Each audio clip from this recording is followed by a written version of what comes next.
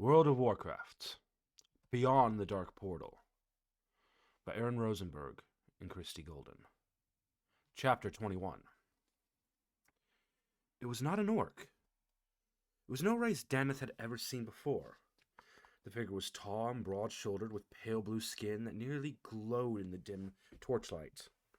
Its features were strong and normal, similar to an elf's, but more rugged, with smaller pointed ears and wide slanting eyes. A row of rigid plates covered the feature's high forehead, ending just above the stern brow, and thick tentacles hung down from the jaw on either side of the small tufted beard.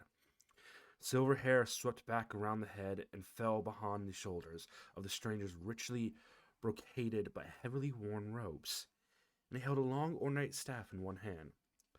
Cloven hooves emerged below the robes frayed him. Dana saw, and a sweep of motion behind them told him this strange figure had a tail as well. The figure spoke in a deep, smooth voice, raising the staff before him, and its tips flared with a pale violet light that reflected in his eyes. Those eyes caught sight of Grisrick, who cowered behind Daneth, and they narrowed. He spoke again in angry tones, and Grisrick replied in the same language. "What is this creature? What's it want?" Daneth barked at Grisrick. "He certainly doesn't seem happy to see you." "I tell him I lead noble warriors here, that is all." The being turned towards them again and plied Daneth with his gaze. Then he murmured something, and his staff glowed yet again. He opened his eyes and spoke in perfect common.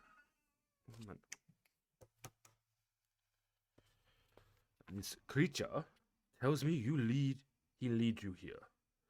What are you, and what is your goal here among the revered dead?" Daneth lowered his shield and sheathed his sword, shocked that the other knew his language, but caring more about convincing him to let them pass than in finding out how he learned it. "I apologize for this intrusion," he told the stranger. "We would not disturb your dead or yourself, but the Orcish horde has taken refuge in your tunnels and has captured our friend. We seek to rescue him and defeat them as well." The being Daneth assumed it was some sort of Draenei, since Grisrick had said it was their temple, glared at the mention of the horde, but nodded when Daneth had finished. "Yes, the orcs have invaded our tunnels," he confirmed, lowering his staff to rest its base upon the floor. "They have laid claim to the Shadow Labyrinth, the deepest part of Arcadoon, and the least damaged. It is there they will have taken your friend, and there you will find the majority of the Horde forces." "The majority?" Daneth asked, leaning forward eagerly. "Some of the orcs did not arrive recently," the Draenei said. "They have been here for some years, since just before the explosion. They reside within different tunnels." He shook his head, a mixture of anger and grief on his noble features. "They have sullied this temple with their presence for far too long." "We will soon fix that," Daneth assured him. "You have told me your purpose. Now tell me what manner of creature you are. Many places I have traveled, but never have I seen your like before."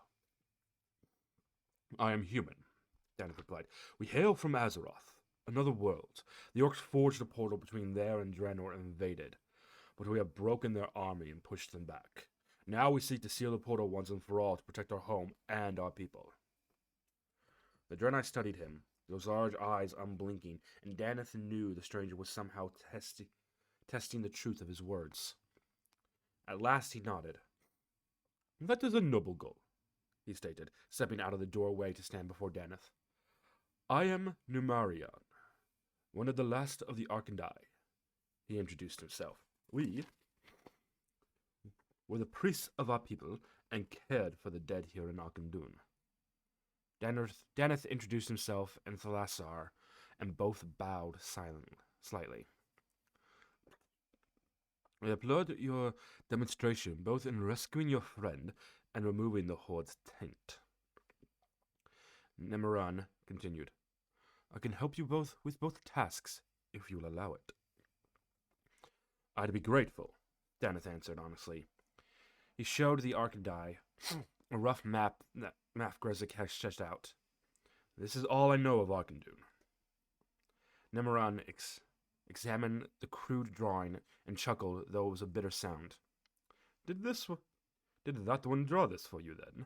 He asked, indicating the Aarakocra with a quick jerk of his tentacle chin. Grizzik was now no longer cowering, though he was carefully staying back among the Alliance warriors. Deneth nodded.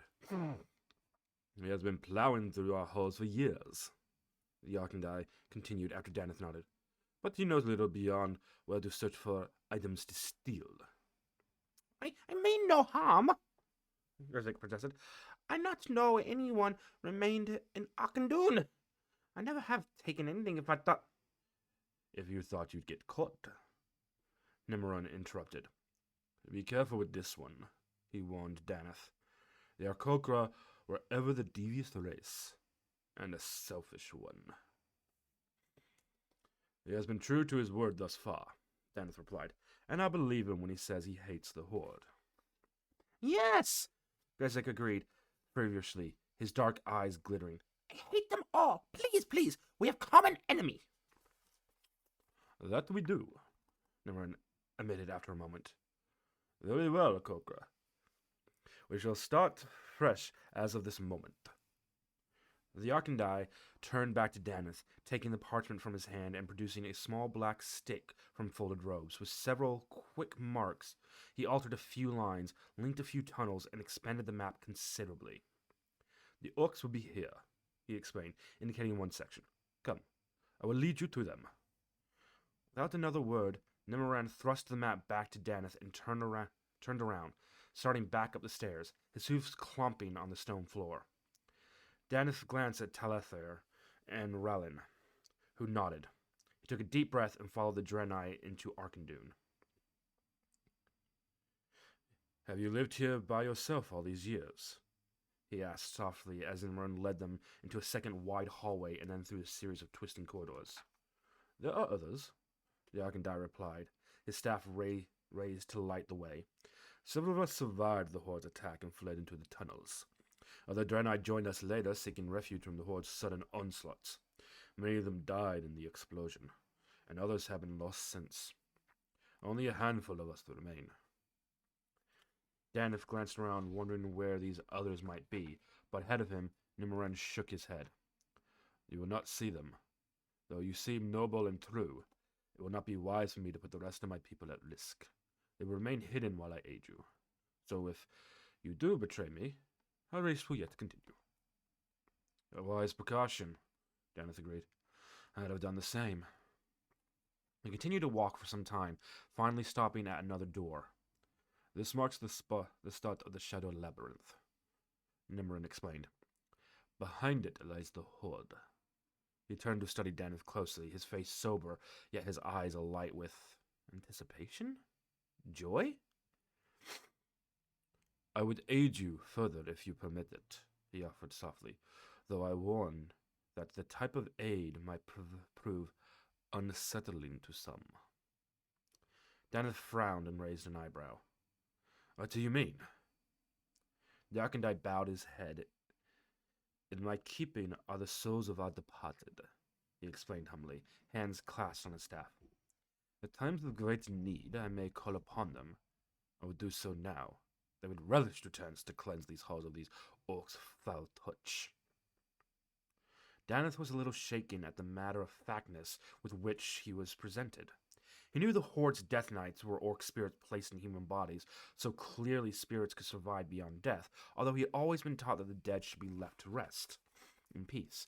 But if Nemeron was a protector of the dead, would it be alright if he asked for their help? Wouldn't it? Daneth had said to Turalian earlier that the ghosts of the men who had fallen would fight with him when they found the orcs. But he'd been speaking metaphorically. It looked as though the ghosts of someone's fallen took such comments literally. Finally, Daneth shrugged. Such questions were for those of a more esoteric mindset, and from a military standpoint, he certainly used all the help he could get. I'm honored, he told Nemeron, and if it would not disturb or anger them, we would welcome their assistance. Nimrod nodded and bowed deeply, clearly pleased with Deneth's reply, then straightened and raised his staff high. Violet light blossomed down the length of the hallway, filling it with light and awakening answer gleams all along the ceiling. These gleams grew brighter rather than dimming, the colors shifting from violet to blue to green to gold as they descended and expanded, gaining shape and definition. The one nearest to Deneth Numerin altered to reveal a massive figure, clearly a Draenei, but blurrier than Numerin, and wearing ornate plate armor rather than robes. A giant warhammer across one shoulder and a long cape trailing behind him.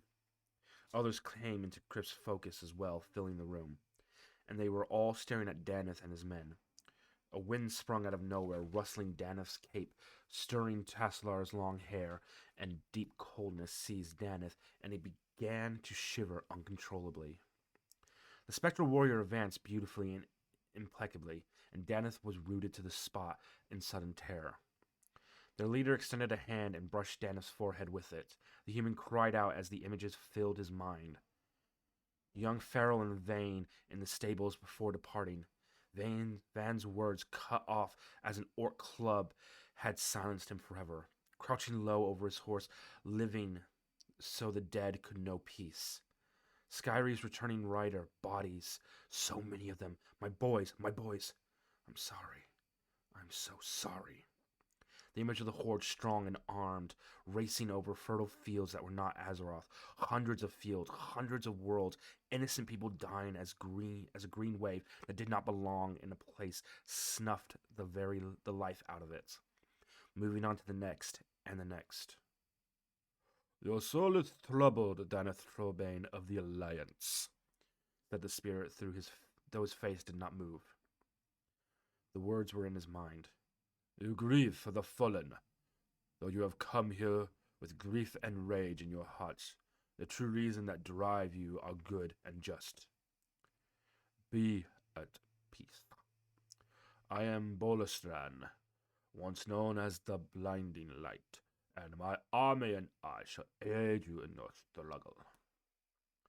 The cold terror faded, replaced by an odd sort of peace. Daneth blinked. He looked again at the spirit and saw with a start that its eyes were pure gold, and the flare of golden light rose from his brow as well. We are in your debt, Daneth managed. It was difficult to force out the words, or to tear his eyes from the figure before him. Daneth wondered if this was what Tyrallion meant when he referred to the glory of the holy light. For Balestran and his ghostly warriors were no longer terrifying in the least. They were glorious, golden, and gleaming and beautiful. Daneth realized he had just been tested, and relief washed over him as he regarded the Draenei dead hovering protectively around his men. With a quick shake to clear his head, Daneth settled his shield upon one arm. Drawing his sword, he gripped the leather-wrapped pommel firmly. He glanced at Thracian and Relian. Once we're out, you're with me, he told them. We have to find Kurdrin. Turning to the men in his charge, he said, The orcs are behind this door. They do not know we are here, and we are likely expecting a drawn attack in a few hours. We have the element of surprise. Let's use it to the full advantage. Once through the door, attack the first orc you see. Shout, yell, and kick things out of your way. We want them confused, panicked, and unsure of how many foes they face and where. He grinned. That will leave them easy marks for our blows. The men nodded back and raised their fists in silent cheer. Daneth raised his fist as well, the torch held high. Then he turned back towards the door, readied himself, and nodded for Numerin to open it.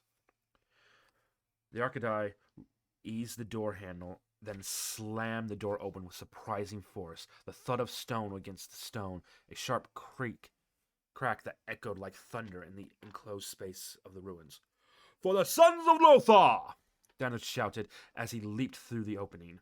The door had opened into a mid-sized tunnel not far behind a makeshift wall, and there were perhaps a dozen orcs here, lounging and sleeping and repairing gear. They glanced up, startled, as he burst in among them. Several stumbled to their feet, scrambling for weapons, but they were too slow. Dan's first blow took an orc in the throat, just as it was raising its head to shout an alarm. He continued to swing around, cut another orc across the forehead, and stabbed the creature through the heart, while he shook its head clear to clear its vision. By now, several of his men accompanied him. Then came the glowing golden dead, impeccable and beautiful, their weapons spectral but lethal. The orcs panicked at the sight, bellowing in terror, many of them dropping what weapons they'd raised and falling to the floor, and they were quickly dispatched. Most of the orcs had not even been fully armed yet. "Go!" Dennis shouted to his men, even as the last few orcs fell. "Go! Kill every orc you see!" He glanced at Balston. "Send your warriors with them," he said, and the Draenei commander nodded, his spirit warriors already splitting off to accompany Danith's men. "Nimerin, show me to the prisoner." The Arcadai nodded and opened a door at the far wall that led Danith and the two elven rangers through it, and into a shorter, narrow corridor. Grisrick followed close behind them. They passed along that and into a larger room at the end, where more orcs sat, ate, or slept. Fortunately, both rangers had their bows at the ready, and arrows flew from their graceful fingers, killing several orcs before the others even realized they were not alone. Then Danith was among them, his sword biting deep, and the screams and groans of victims mangled with the sounds of chaos he heard from the rooms behind them, where his men were engaging with the same grisly work. Nor was Grislick idle. The Birdman launched himself forward in a strange gliding leap that carried him soundlessly behind several orcs, his long taloned hands darting forward and slashing one orc's throat open with a single swipe.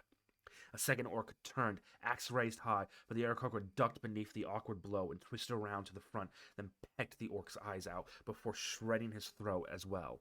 Whatever else the Aarakocra was, Danith thought, catching glimpses of the quick, silent carnage, he was no pacifist. "This way," Nimerin urged once the room defenders were dead, and led them across the blood-splattered chamber to another door. The Arcandai had not attacked any of the orcs himself, though his very presence and the light from his staff had seemed to confound them and make him easier to dispatch. This new door opened to a much smaller room, and occupying half the space with a strange wooden framework like a rough table with raised crossed beams. Lashed to those beams was a short, muscular figure. Blood had dried in a pool around him, caked on his flesh. He sagged, unconscious against the restraints, and Danith, seasoned warrior though he was, stared for a precious moment at a simple horror and the atrocities perpetuated upon his friend. A single heavy-set orc leaned against the wall nearby, a spiked club at his side, clearly set to guard the prisoner.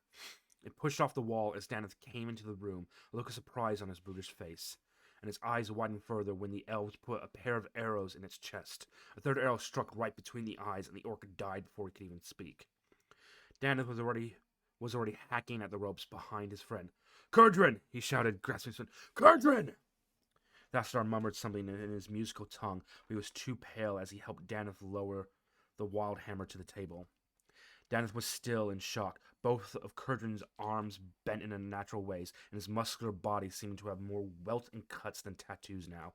His hands and feet were utterly broken, as if crushed with a club. The only sign that he was even alive was a faint rise and fall of his chest. Yes, the dwarf looked like something they'd found in a butcher's shop. What had the orcs done to him? "Light! I don't even know where to start," Danith said, his voice thick, staring at the bloody, broken body. "I do, if you will permit me."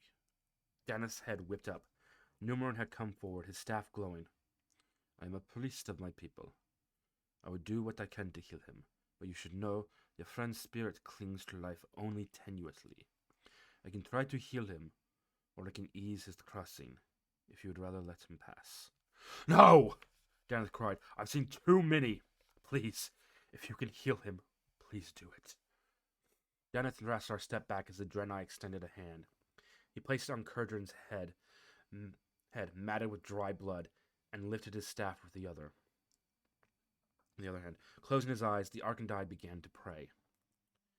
Daneth gasped softly as a pure, gentle radiance leaned Numeron's form. He didn't know the words, but they clinged to his heart. The glow brightened at the Draenei's hand where it rested on Kurdran's brow. The radiance increased until it was so bright Daneth reluctantly closed his eyes against it. He'd seen this before.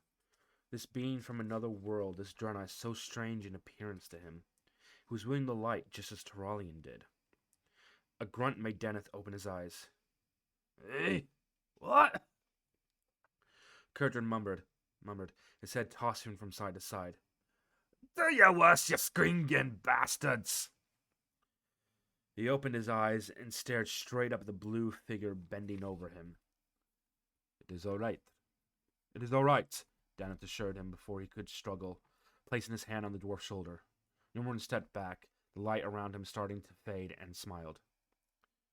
He will be... I have done all I could. He is healed for the most part, but not all scars can be erased, nor things that are broken made as they were before. "Who's broken?" Kurdran snorted. He sat up slowly, flexing his hands and feet, touching his body. "Hey, didn't know I had that much blood in me." He peered up at Daneth. "Daneth, lad," he said when he realized who was beside him, his broad face splitting into a wide grin. "It's ye then, eh? About bloody time. Not to worry, those beasts got no word out of me. Did you bring my hammer?" "You should rest," the Draenei warned. Rest is for the dead," Kurdran growled. "And sometimes not even for them," Vassadar said quietly, glancing at Numeron. "It is a wild hammer," Daneth said to the priest. It was the best explanation he can come up with. "I brought it, Kurdran. Here." The hammer had been on Skyri when the Griffin had returned, and Daneth had possessed enough foresight to bring it with him into the tunnel. He handed over the weapon and couldn't help but grin as the dwarf took the ponderous hammer and hefted it.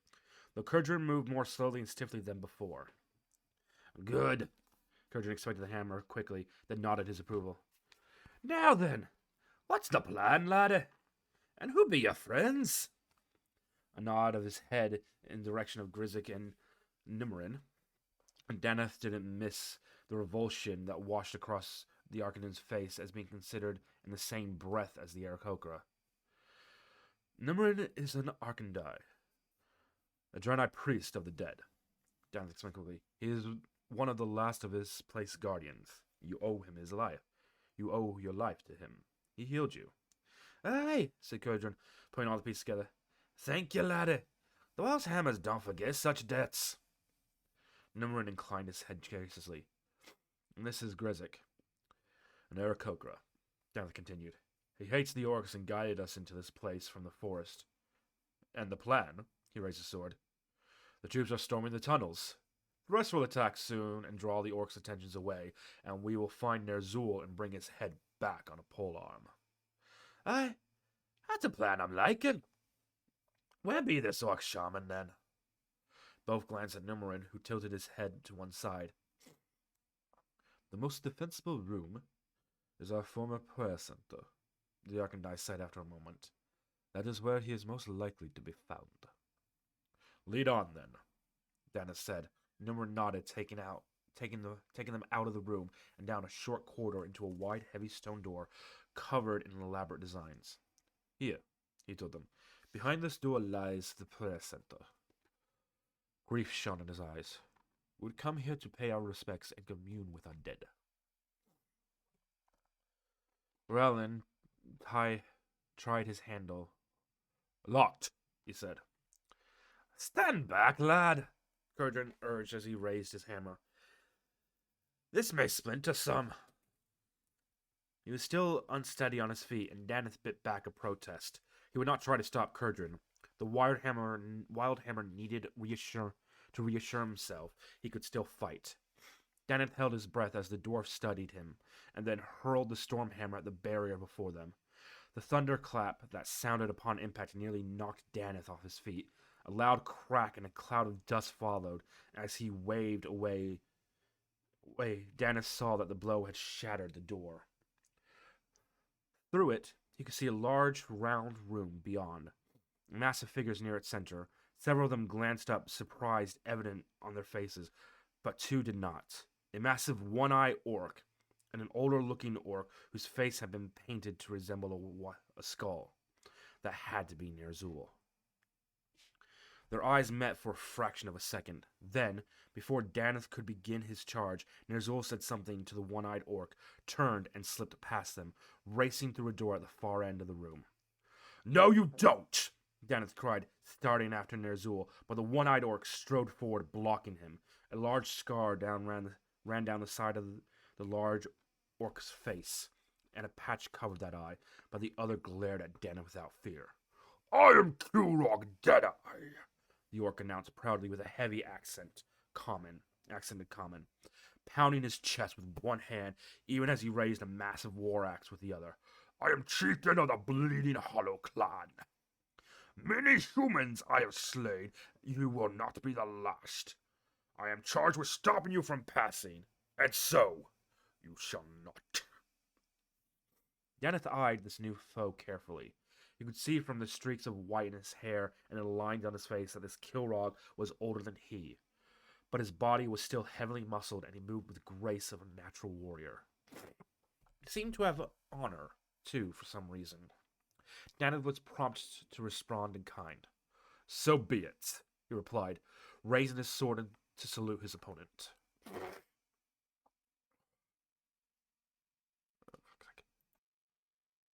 "I am Daneth Trorbane, commander of the Alliance army, and have slain many orcs, and you won't be the last. And I will pass." With that, he charged, shield braced before him, sword already moving in a vicious downward stroke. Kilrog blocked the blow with his axe, almost wrenching the sword from Daneth's grip as the blade caught between the axe blade and handle. Daneth did not slow, however, and his shield slammed full force into Kilrog's chest. The orc staggered back a pace. Daneth took advantage of the moment to set free his sword and swing again, this time low into the side. The edge clipped Kilrog's torso just above the waist, and the bleeding hollow chieftain grunted as the strike drew blood. The wound did not slow him down, however, and Kilrog responded with an attack of his own. He slammed his heavy fist against Daneth's shield, denting the sturdy metal and making Daneth falter on his feet. Then brought his axe around and up with an almost lazy arc that drove it beneath the shield's bottom edge. Daneth had to jump back to avoid being disemboweled, and winced as the axe back edge bashed into the inside of his shield, driving it hard away from him and wrenching his shield arm in the process. Daneth glanced up, and their eyes met. The human saw his own grudging admiration reflected in the orc's single eye as Kilrog nodded. Each found the other a worthy foe. The temperature suddenly plummeted, and Daneth grinned fiercely. Cries rose from elsewhere in the room, sounds of not only pain but fear. Once again, Valstrand's spirit soldiers, beautiful and terrible, had come to the aid of the Alliance forces. Thalzar and Rallin were firing arrows after arrow, dropping orcs with well-placed shots. Kurgan, meanwhile, was focusing upon the orcs in the front of the room, the Wildhammer single-handedly keeping them at bay with furious swings and throws of the Stormhammer, his fighting spirit unbroken, although the orcs had done their damnedest to break his body. Kilrog noticed all this as well. He roared enraged and charged, not at Daneth, but at a cluster of men off to his side. The heavy axe rose and fell with lightning speed, and two of the soldiers dropped, blood spattering everywhere as their fellows leaped back, desperately trying to hold their own against the enraged orc leader. The Draenei spirits floated towards him with dreadful purpose, but Kilrog evaded their attacks, concentrating his efforts on the humans instead. As fast as Daneth's troops cut down the other orcs, Kilrog curved a space through them in return. Suddenly, Daneth winced. A strong droning noise was drilling in his head. What the? He looked everywhere but could not locate it. Then he realized that it was coming from the other door, the one Ner'zhul had disappeared through moments ago, and that the edge beneath the door was glowing. The sound were a chant, Daneth realized suddenly, between the glow and the chanting, and the hairs rising on the back of his neck. Daneth knew they must be working some sort of magic. By the light, he was opening the portals right now. "Get past them!" he shouted to his men. "Get back! Get to the next room! Now!" But still, Kilrog blocked the way. The Bleeding Hollow Chieftain was almost alone now, all his warriors cut down by the elves and dwarves and human, and the Draenei working together, but he showed no sign of giving up. Deneth could tell that the big orc was willing to sacrifice himself to buy Ner'zhul the time he needed for whatever magic he was working. A voice suddenly shouted from the other side of the door. Deneth couldn't understand the guttural language, but he didn't need to. Whatever Ner'zhul had been trying to do, he'd done. There was a faint bursting sound, and the glow under the door intensified suddenly, filling the room with light and sound. Then it faded just as rapidly, and soon was completely gone, leaving the room even darker than it had seemed before. Kurgan managed to get past the burly orc, however, panting heavily as he swung with all his might straight at the now darkened door. The portal shattered with a loud crack, and the wild hammer leader kicked the fragments aside, revealing the smaller room with a rune-scribed circle set into the stone floor. The room was empty. Kilrog had glanced towards the door as well, and now he grinned. "You did get past me, but I gave you that. Well fought, but in the end you have failed, human. My master has gone ahead to the Black Temple to cast his spell. You cannot stop him now, and worlds without end will know the trampling feet of the Horde. By the light, at least you won't follow him!" Deneth renewed the attack, fueled by his anger. He rained blow after blow, but each one was blocked by the wily old warrior. Kilrog grabbed the shield with one hand, shoving it aside, and slammed his axe down with the other, knocking the sword away before it could reach his belly. Then he grinned at Deneth, showing the long, curved tusks that sprang from his lower lips. "You would have to do better than that, human," the old orc chinned. Taking his axe in both hands again, he swung for Deneth's face, then reversed direction and swung once again, forcing Deneth to step back or lose his head. The next swing, Deneth ducked and brought his shield up hard to smash into Kilrog's arm, forcing them up as well, and threw the orc off balance. Then Deneth thrust his sword, catching the orc in the belly and sinking deep. He was almost surprised that he'd managed it. With a roar, Kilrog slammed his forearms down, sending the shield crashing onto Deneth's head and staggering back. He was bleeding heavily from the gut wound, but that only seemed to enrage him. Raising his axe again, Kilrog brought it down squarely on top Deneth's shield, the heavy blade sinking deep into the protective metal. He yanked back, and the shield tore away from the straps, leaving Deneth defenseless. "Now we face each other blade to blade," Kilrog told him, ripping the sundered shield from his axe blade and tossing it aside. "And only one will live to sing of the battle." "Fine by me," Deneth murmured back through clenched teeth. Taking his sword in both hands, he ran forward straight for Kilrog, sword held high over one shoulder. But just as the Orc Chieftain stepped up to meet him, Deneth stopped short, using his momentum to pivot on one foot instead, one hand releasing the sword, the other arcing outwards so that the strike came from the opposite side, Kilrog's blind side. The flashing blade took the surprised orc in the neck, slicing through his throat, and Kilrog toppled, his axe falling from his hand as they flew up to stop the blood spurt from his wound. But the Bleeding Hollow Chieftain was grinning as he dropped to his knees. "By my blood, the Horde lives." The orc managed to gasp out, his voice a bubbly whisper. "I come." Then his eyes glazed over, and Kilrog Deadeye toppled sideways to land heavily upon the carved stone floor of the prayer room. Deneth was panting, but lifted his sword in salute to the fallen foe. "Well done, lad," Gudrun said, stepping up beside Deneth and panting him on one arm, but Deneth shook his head. "I failed," he said bitterly, glancing down at Kilrog's body. "He was right. He did what he was supposed to do. He gave them enough time to escape." Deneth scowled and gritted his teeth. Whatever spell they used transported them straight to some place he called the Black Temple. How can we possibly stop them now? Do we know where this place is? The Akokra turned his bright eyes. "Grezzik knows. Can take you there." You know where? Sir! One of Daneth's men burst into the room, followed by Numeran and a flowing, drifting forms of the Draenei dead. We have the orcs on the run, sir. Some of them have fled deeper into the tunnels, though. He paused, clearly expecting a reply, and seemed puzzled when Daneth did not respond. Sir? Kurtrin nudged Daneth. You in charge, lad? The Wandhammer reminded quietly. Even if you feel like you failed, you can let your troops know it, eh? He was right, of course. Daneth nodded and straightened. Then he met the soldier's eye. Let the orcs run, he said. We know where Ner'zhul went, and we're going to follow him. We'll be making for a place called the Black Temple. The Black Temple? The Black Temple.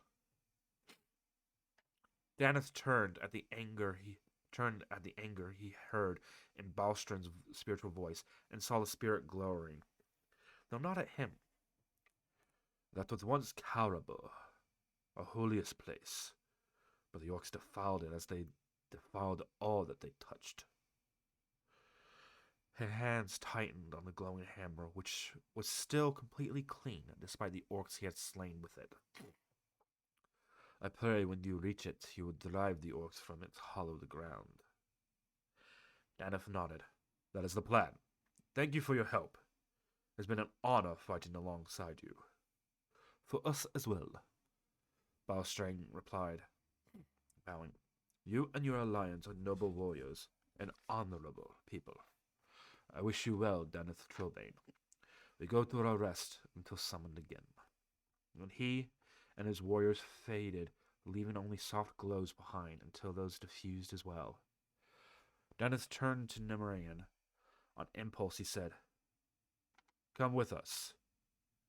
This is no place to live, and you can serve your people more by leaving here and returning to the worlds. We would even take you to Azeroth with us if you like. Nemerian smiled.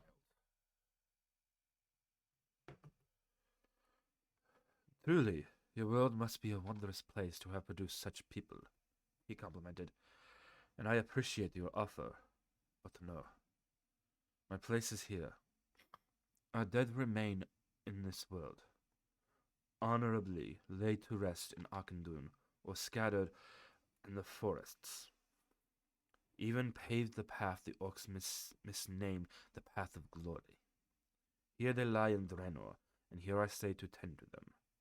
The Holy Light has placed us here for a reason, and someday it will triumph over all. Until then, I rejoice in the knowledge that I have aided you, and that you and your people carry the light as well. Go forth, and let your courage and strength drive the orcs before you like chaff before a strong wind. And who knows, perhaps one day our peoples will indeed battle such evils side by side. He hesitated. A favor before you go. Daneth nodded. Name it. Do not let that one undo what the light has wrought. A noble and fierce warrior he is, to be sure, but wisdom mocks a warrior as much as bravery. He indicated Kurdrin, who scowled and colored slightly in the midst of his worry. Daneth managed a small smile. I'll do what I can. But you see how stubborn he is. Bah! The lot of ya! Come on, walking wounded, Daneth said to Kurdrin. We have a Black Temple to take. And with a final nod to the Arcandai, Daneth Trollbane headed back into the corridor of the City of the Dead, hoping that Nimran's prayers for the Alliance would be answered.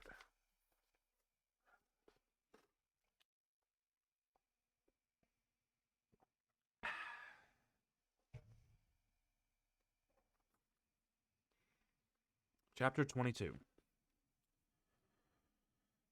Don't worry, I'm still on the right track, Kagar felt compelled to say as the group stopped for a rest and to drink some precious water. They needed the reinsurance. They had traveled north from the Orcish citadel, skirting the savage coastline to the east. The ground had remained consistent with what they had seen near the portal itself, though less severe. Cracked earth, gray, dusty soil, withered plants, trees. They had passed. They had passed patches of greenery here and there, but most of Draenor was dreary and desolate and bitter. Now the ground around them had grown more uneven, its dips and rises more significant, and wind whipped by on all sides. Mostly assured by a mountain range, but none like he'd ever seen. Stone spikes protruded from the cliff walls around them, jutting outward in every direction, as if the peaks themselves were hungry for blood.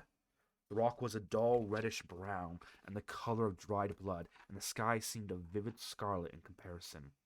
It was one of the most unwelcome places he'd ever encountered, and he suspected the shudder that passed through him had as much to do with that as with the sharp winds knifing among the spikes. Idly, Khadgar reached out to touch the nearest spike, but it stopped just short of actually contact. Perhaps tempting the fates was not the best plan. "The skull is not far," he said. "Are you certain?" Thralian asked. "Oh, trust me, I'm certain." He could sense its presence in his head without even searching now. A dull pulse just behind his eyes that almost became visible when he squeezed them shut. Definitely close. "Good," Thralian replied, hefting his hammer and eyeing the spikes. "I've had enough of this place." "I think we," began Khadgar, but Illyria lifted a commanding hand for silence. "Listen." Khadgar strained to hear, but his ears were not as sharp as an elf's. Moments passed. All he heard were the winds, and then there it was. A sort of flapping sound, like wings, but somehow sharper than those of any bird he knew. The only creature he had ever encountered to make a noise like that in flight was... "Dragon!" he shouted, grabbing Thralian and yanking his friend down as they dove to the ground himself. Just behind him he heard an angry roar and a hiss. White-hot pain blossomed in his arm, and even as he sucked in his breath at the agony, he heard more hissing. There was a smoking hole in his sleeve, and a nasty-looking burn in his arm below that. The hissing was the sound of something eating away at the rocks below them as well. Magma. Crassus had said that black dragons spat magma. Glancing up, Khadgar saw several small dark forms flitting among the spikes, and then rise and swoop back around. "Shields up!" Thralian shouted, rising to his feet. "And weapons at the ready! They're not fully grown dragons. We can take them!" Thralian was right. The creatures attacking them were no larger than the horses, perhaps 6 feet long, but with a wingspan wider than that. They had small heads and only a few spikes along their back, and Khadgar realized that these must be an immature form. Drakes, he remembered. Crassus called them once. Yes, drakes. "Drakes! Young dragons!" he warned Thralian, raising his staff as the black drakes circled for a second attack. "Not as strong as their parents, but still dangerous." Thralian nodded, but his focus was on the attacking creatures. He was back in his element now and had settled at once into the military commander mindset. "Archers, fire at will!" he shouted. Beside him, Illyria began loosing arrows at the small, agile creatures. One of her shots took a drake through the throat, the power of her longbow propelling the shaft clean through the dragon's lighter scales, and the thing reared up, clearly in pain. The second arrow pierced its eye and brain, and it fell to the ground with a croak and lay still. That heartened the soldiers, and they swung with enthusiasm, swatting at the young dragons and ducking to avoid the creatures. Small but sharp claws and the fist-sized goblets of lava they spewed. The drakes shot past them and then banked, circling back. There were fewer of them now. Several of their fellows lay dead among the spikes. Thralian turned to say something else to Khadgar, and stopped, toppling without warning and catching himself just in time to avoid being impaled on the nearest cluster of stone spikes. Everyone was staggering about, trying to keep their footing as the ground itself danced beneath them. "What in the name of the light?" Thralian asked. His words jarred out of him, then he was staring back and to the left of Khadgar. Afraid to see, but terrified of not knowing, Khadgar glanced behind him, and almost fell over from shock. the creature pounding through, not around, but through the stone spikes was monstrous, even compared with an ogre. It stood easily twice as tall as those giant creatures, its skin as thick and rough as rock, sweeping designs carved into its arms and shoulders. A ridge of dark spikes ran like a miniature mountain range down its back, and more spikes protruded from its shoulders and upper arms. But the face. The face was perhaps the most horrific thing of all. It resembled that of an ogre, but far more intelligent. The creature had no tusks, but its teeth were long and sharp and yellowing. Its ears pointed tuft, and a single eye glaring and glowing, and fastened on them. "Intruders!" the behemoth shouted, the force of his cry cracking stone around them. "Crush them!" More figures emerged from the stone thicket to the east and west. These were ogres of the same type and size that Khadgar had encountered before, and they snarled and growled and laughed as they moved toward the Alliance soldiers. "Wait!" Khadgar shouted. To his relief, the things actually paused. Thanks to light, he had the means to at least converse with them. "We mean no offense!" "Offense! You live. That is an offense!" The creature roared and continued advance. "Whatever you're telling him, it isn't working," Thorlian murmured. "And damn it, here comes the drakes again." Khadgar never thought he'd be happy to see dragons, but when the drake circled back right at the moment for another attack, he wanted to thank them. The ogres and their master were completely distracted when the drakes began spitting magma at both groups and turned their attention to assault from the skies. They raised their massive connubial clubs. Khadgar realized at once they were simply using spires they'd broken off mountains itself. Khadgar realized an opportunity when he saw one. "The drakes!" he cried. "Attack the drakes!" Lyra stared at him for a moment, and Khadgar knew what she was thinking. This would be a perfect time to flee, to let the drakes attack the ogres and their strange leader for them. But Thorlian grinned and nodded. He had gotten it. Now the Alliance members, too, focused on the flying reptilian creatures, setting to them with sword and arrows. But their efforts were feeble compared with what the ogres did to the drakes. The ogres easily smashed the beasts out of the sky and stomped on them, crushing the immature dragons beneath their massive feet. Their oversized leader killed a drake as well, but it didn't bother with a club. Instead, it simply reached up, catched a charging black drake as easily as Khadgar had once caught an apple from a friend had tossed to him. The colossal beast held the drake in one hand, its thumb and forefingers pinning the young dragon's wings together as it struggled to get free. Then the beast brought the drake to its mouth, tilted its head back, and engulfed the scaled body in a single fierce bite, chewing a few extra times to get the rest of the wings into its cavernous mouth before finally swallowing. "That was," Thorlian started, but couldn't find the words to encompass what he'd just seen.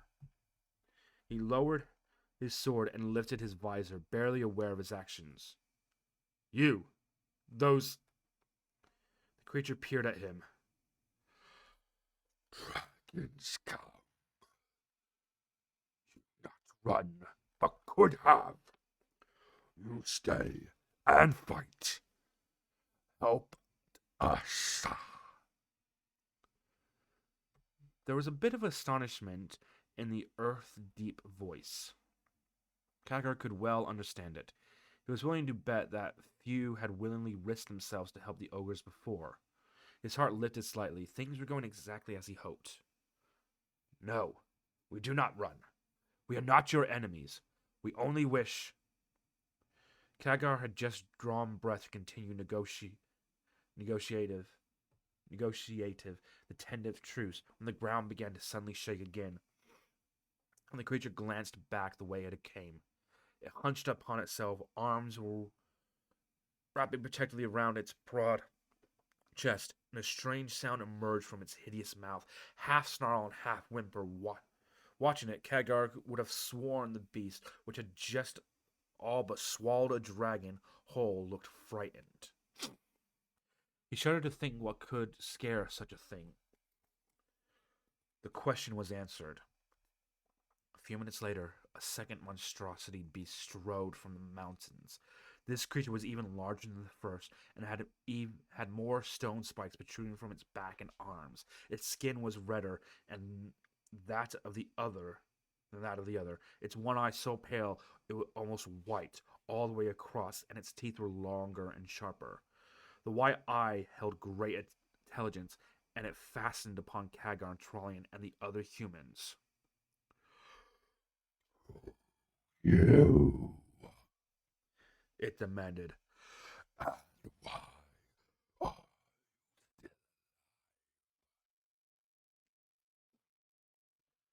We are only passing through, Khadgar stammered.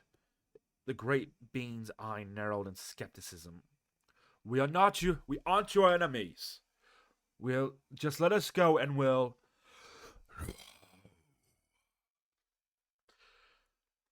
The finality of the single word was chilling.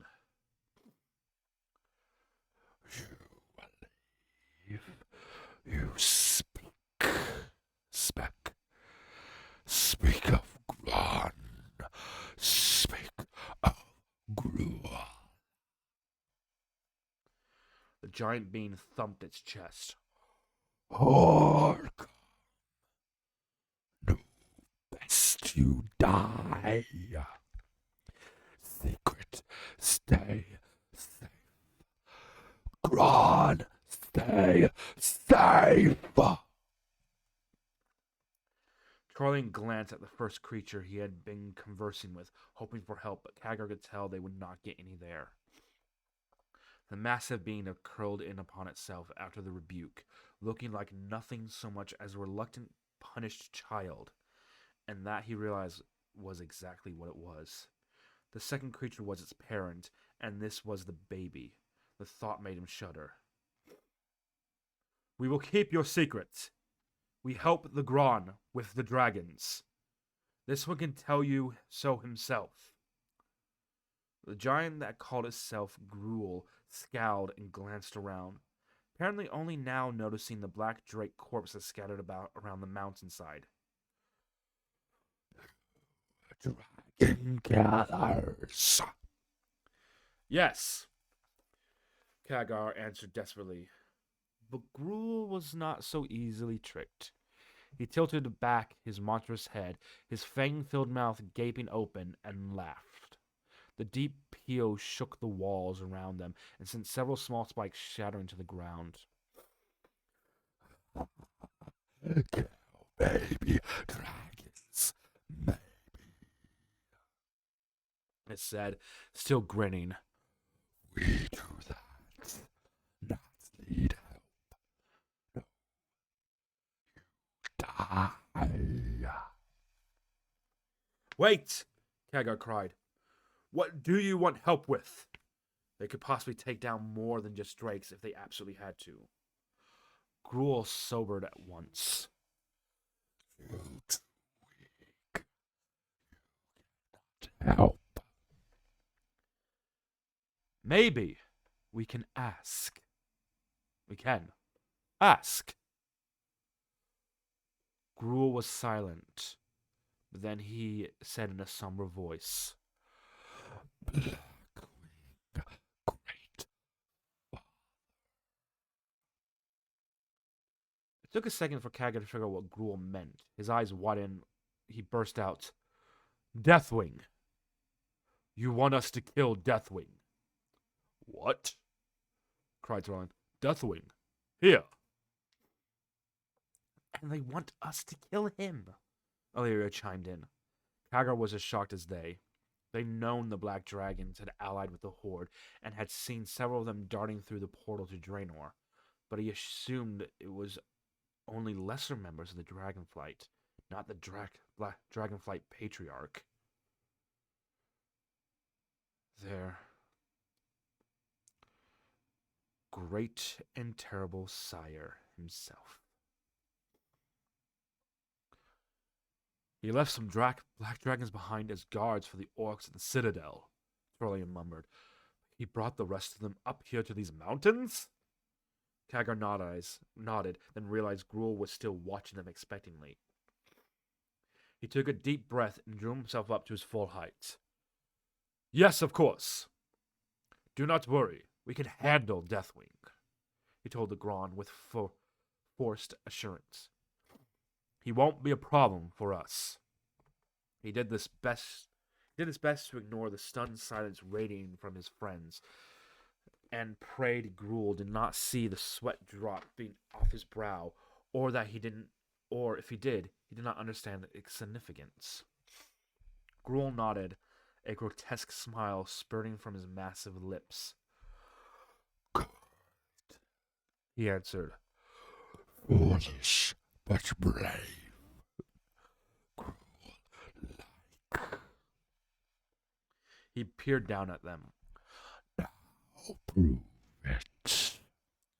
He gestured, his enormous hand lifting to indicate a peak not far away. Deathwing. The Gron explained. Help Gron mid-mountain of paths. Then you pass. His smile shifted down to a scowl that revealed all his fangs. Tell no one. Kagar nodded. Agreed. He hoped his voice didn't sound quite so quivery to the Gruul as it did in his own ears. Gruul turned and began making his way across the mountainside. The massive Gron didn't bother searching for a path. He created one. His heavy feet shattering stone and leaving a wide, cracked trail through the stone spires which broke off against his thick skin. The smaller Gron hurried to follow its parent, and the ogres. Kagar was horrified to realize he now thought of them as small, even though they were twice his own height, shuffled along behind their two oversized leaders. Grimly, Kagar followed. A thought occurred to him. Deathwing was here, and the skull was in this direction. He paused for a second, closed his eyes, and then he grinned. What are you doing? Illyria whispered to him as she and Trollian fell in step behind him. We're supposed to be looking for the skull of Gul'dan. Not going up against Deathwing. Do you have any idea what that dragon is capable of? Yes, actually, he answered. But he's got the skull. What? Exclaimed Trollian. The skull is right in front of us, and so is Deathwing. We'd have to confront him regardless, most likely. Wonderful. Now all we have to do is fight Deathwing and get the skull back. She shuddered. I'd rather face the entire horde any day. Privately, Kagar agreed with her, but he saw no other option. They needed the skull, and Deathwing had it. He was deep in thought, going over his spells in his mind, when Trollian gripped his arm and pointed. Look, he said in a quiet voice. They had reached a deep valley that led up to the peak in question, and had stopped, fanning out around the valley's edge. Eggs. The ground was littered with them. They're about a yard long and shone from within with a pulsing red glow that revealed dark veins through the eggshells themselves, and coiled forms cocooned inside. That's what was in those wagons Illyria spotted, Trollian whispered, staring. No wonder the dragons were flying right above them. Deathwing brought these here to Draenor. If they hatch, the black dragons will overrun the entire world. Then we best make sure they don't hatch, Illyria countered, raising her bow and nocking an arrow. Kagar placed his hand on her left arm and pointed. Let's make those your first targets. The others followed his gaze and cursed softly as they saw the dark shapes winging toward them from the valley's far side. Fortunately, it seemed that none of the largest dragons were protecting the eggs. The first fledgling dragon to approach was swallowed aside by Gruul, his casual gestures slamming the small dragons into the valley's far wall, hard enough to crack the stone there and drop the body into a shattered heap. The next one fell, twitching with one of Illyria's own arrows, through its right eye, and Kagar froze a third into solid ice with a quick incantation. Those three had been the vanguard, however. A fierce shriek arose from all around the valley, and suddenly more dark, darting forms descended. The ogres excelled at brute force, though smaller than the Gron, and they were still large enough to wrestle a drake down and snap its long neck or bash its skull. Many of them also proved to be spellcasters, firing bolts of arcane magic that seared through dragon wings and hide alike. The sheer number of drakes would have overwhelmed them, however, if not for the aid of both Gron and Alliance warriors. Trollian had his men using their shields for protection from the drake's claws and teeth, then slashing at their wings, though through as leather. The wings were still the drake's weak spot, and once a wing had torn, the creature was forced onto the ground, where it had lost most of its agility. The ogres quickly caught onto this tactic and began tearing wings off entirely, hurling the leathery appendages aside, while the now grounded creatures were stomped flat with heavy feet. Kagar was reminded with a sick feeling of the cruel child tearing the wings off butterflies. At one point, Trollian muttered, "You know, I'm not sure if we're fighting the right enemy." Kagar had to admit.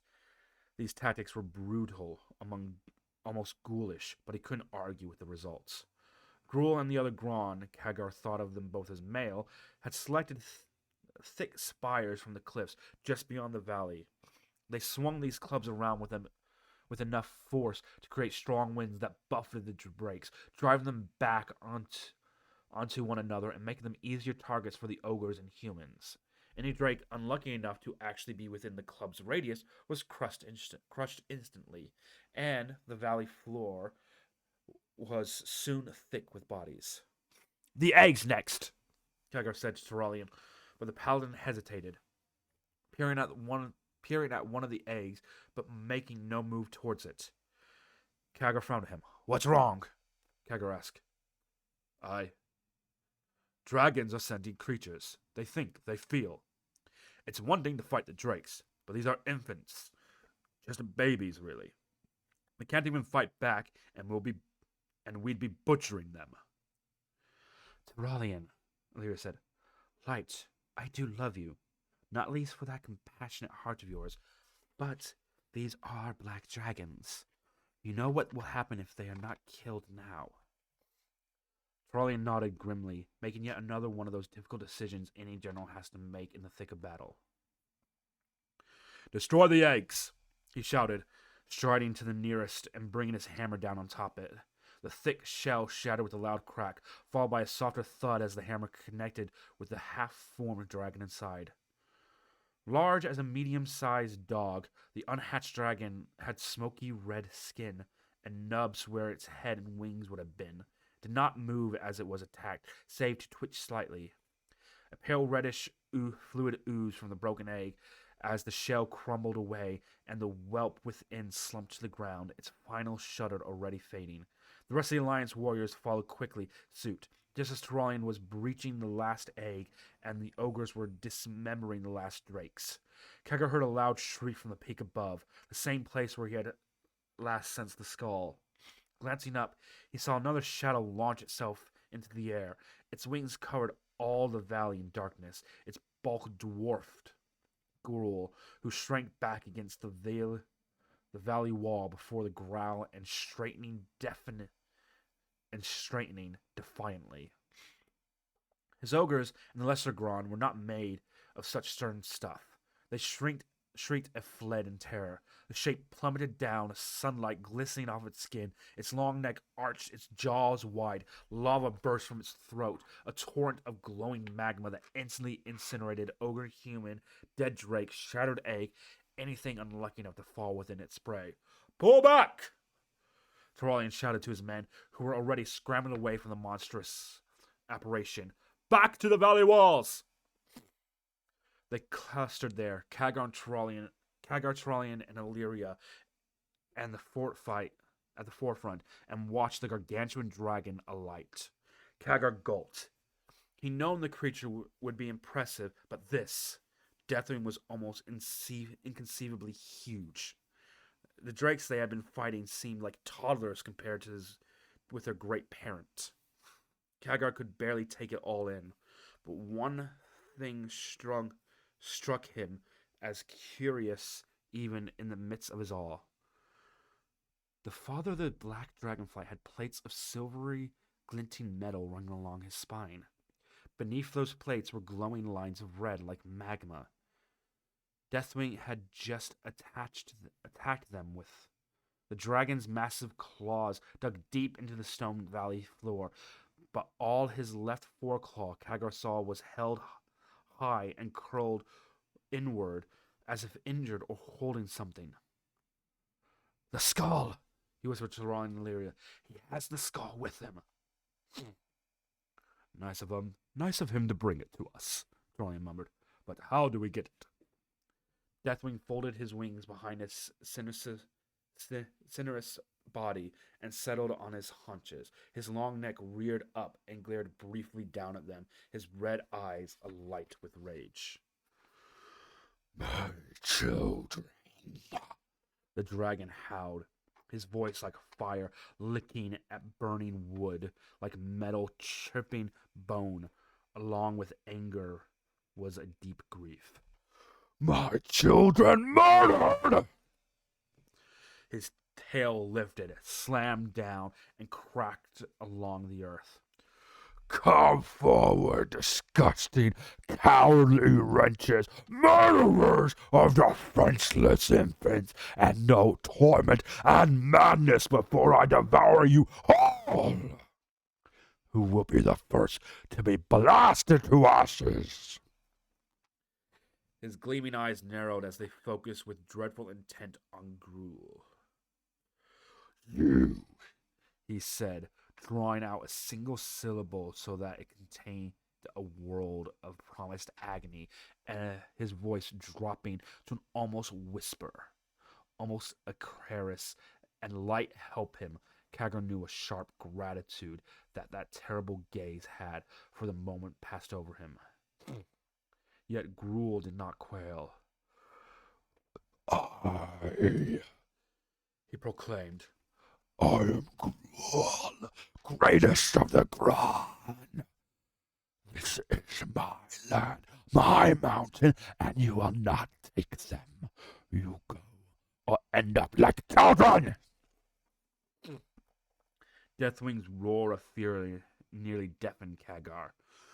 "My children!" He wailed, and the pain in his voice almost made Khadgar feel a twinge of sympathy.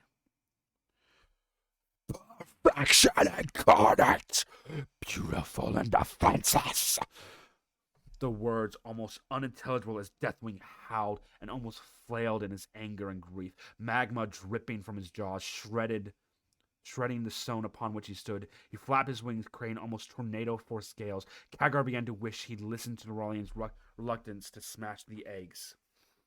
What had they been thinking? Light, what had he been thinking to stand up to this monster, this ancient evil, terrifying vision of rage? How could he possibly defeat him? "How dare you! How brave of you!" Deathwing's grief had sharpened to scorn, less raw but no less deadly. "Such courage! It must have taken to smash sails and murder defenseless infants! A pity you will not live long enough to brag about such noble feats." His wings flared out behind him and beat down again, the powerful gusts they created slamming Gruul back against the wall. Gruul's ogres yowled in fear and cringed back, almost hugging the wall of the valley. Gruul would not get no aid from them. "Beauty mortals, I have many names throughout history, all of them spoken with dread. Nathanael, Zarix, and many more. Yet you still know me best as Deathwing, for so am I, and I am the bane of life, the darkness within history, the Lord of Death, the Master of Destruction, and I tell you now, it is so true that this world is mine.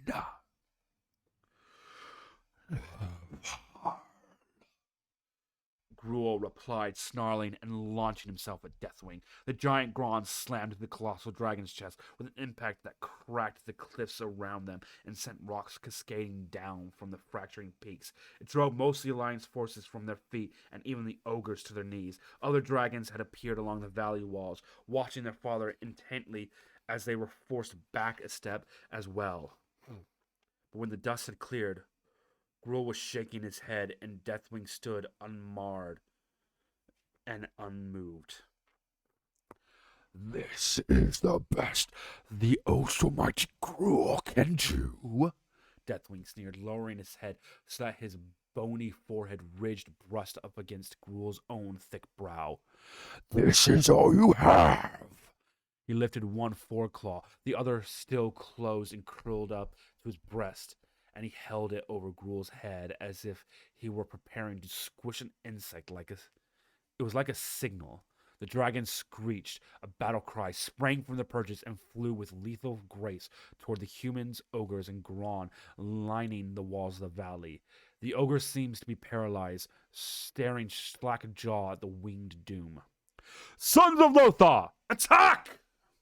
Thralian's voice was clear and strong and carried much further than it should have. He lifted his hammer, his eyes bright, and charging forward to meet the drakes. The hammer glowed as it struck the first drake square in the skull.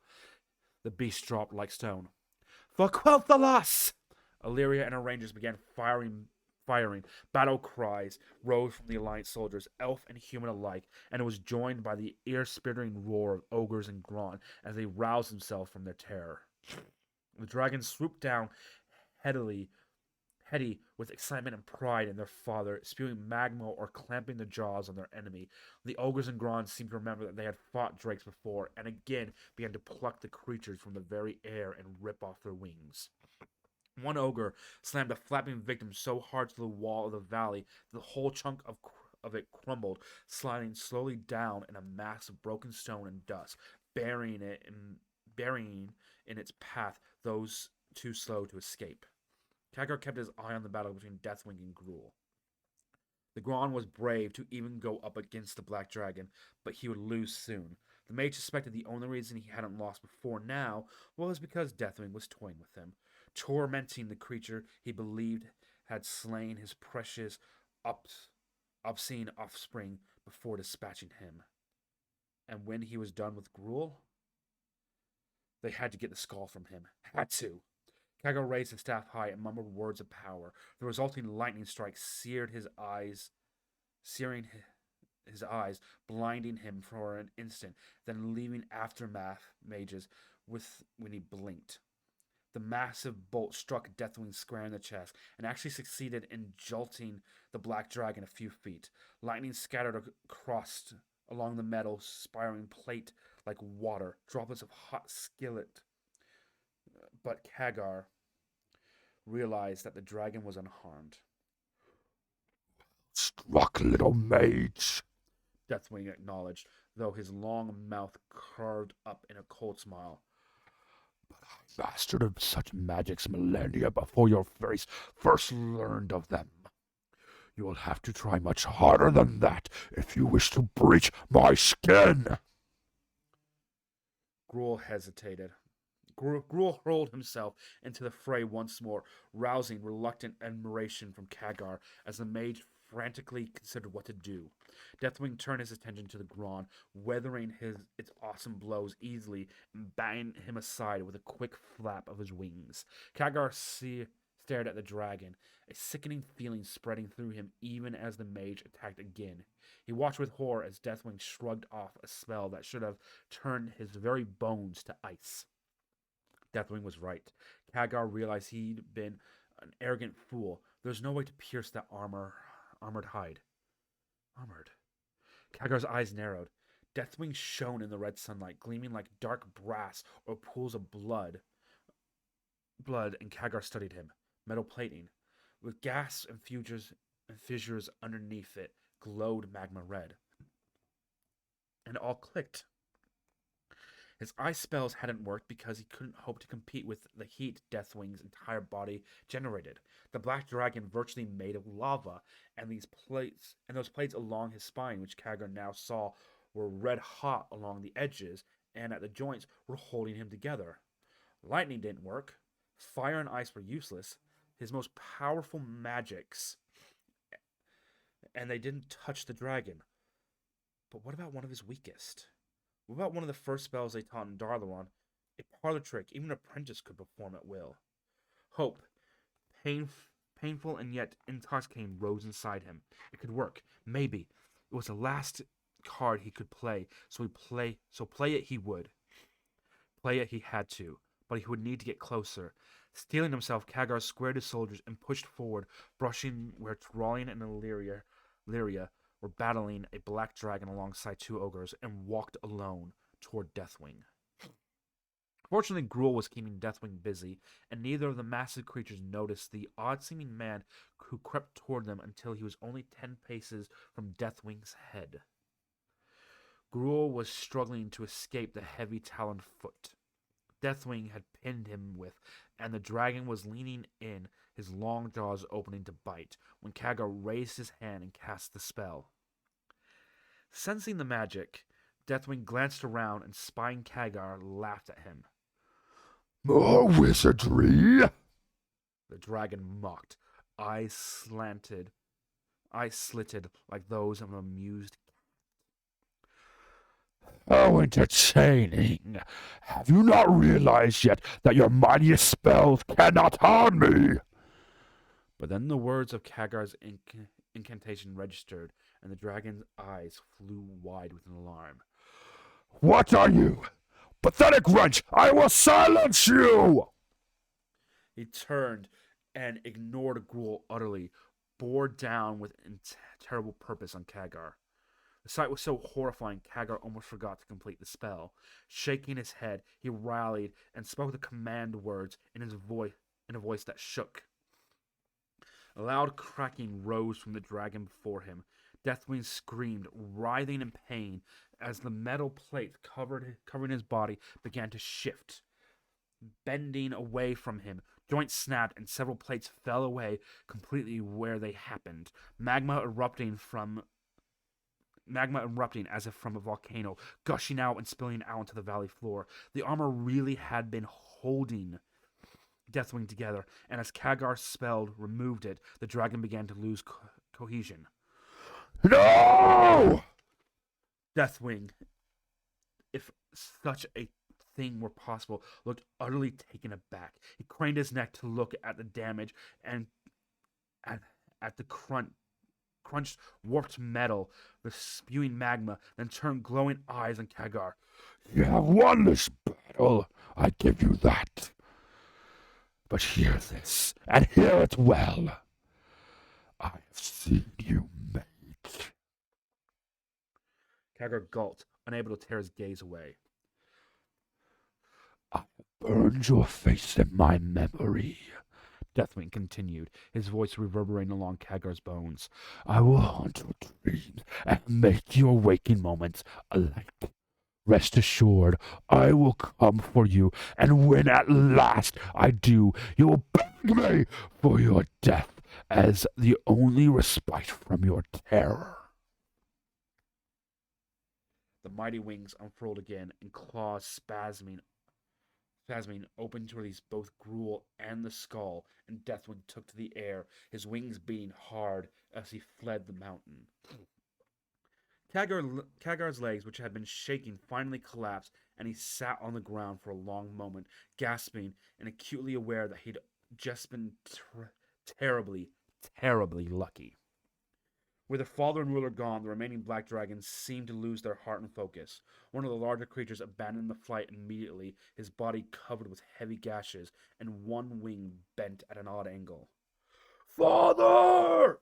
he cried, leaning back to snap at where the smaller Gron had his tail in a death grip. Father, wait for me! Spewing magma, the dragon burned the Gron's hands until he released his hold and took off after Deathwing. With the horror that was Deathwing forced into retreat, the ogres and the Grons seemed to go mad for slaughter. They descended upon those dragons that had not escaped in time, ripping them apart with huge meaty fists and teeth, and crushing their throats, lifting the bodies to the sky, and then impaling the still rearing drakes upon the rocky spikes. Khadgar took advantage of the confusion to grab up the skull Deathwing had dropped. You, but powerful. What great potential I sense here.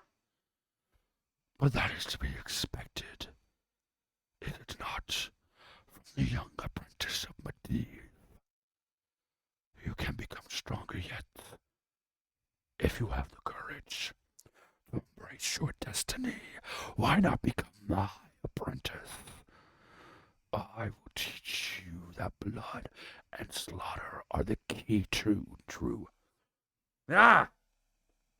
Khadgar gasped, almost dropping the skull. Gul'dan. He gritted his teeth and shuddered his mind. Even dead, it would seem Gul'dan was a danger. Quickly, he stashed the skull in a pouch and hurried back to where Tiralion and the others